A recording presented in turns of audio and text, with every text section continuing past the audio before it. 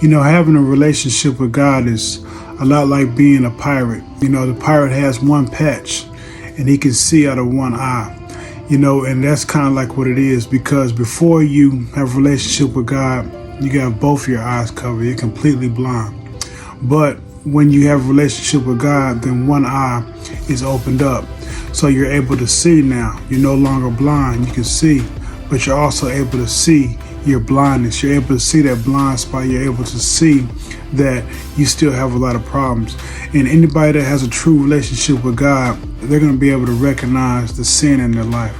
You know, a lot of times I can just look at my motives. My motives aren't always pure. A lot of times I have a selfish motive. A lot of times I do things for me and I don't do them for God, even though I pray to God and I ask for Him to make me more like Him, and I ask for Him to soften my heart and help me to do things purely for God. But if anybody believes that they do things purely for other people or purely for God all the way, then they're deceiving themselves. Because if you say you have no sin, then you deceive yourself.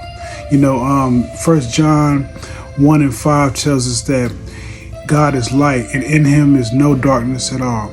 If you are close to God, then you are closer to this light. And the closer you get to this light, the more you're going to see the dirt on yourself, the more you're able to see this filth that is in our life. And this is sin. You know, our motives are impure.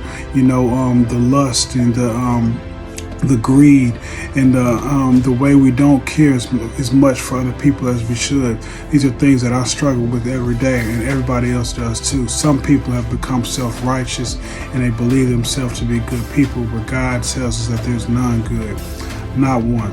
The closer you get to His light, the more you're able to see the sin in yourself. So this is how you judge a spiritual person, not by how well they look and not how much good they have noticed in their life, and not how they look down on others, but how much sin they're able to recognize in their life. The more you're able to recognize, the closer you are to God.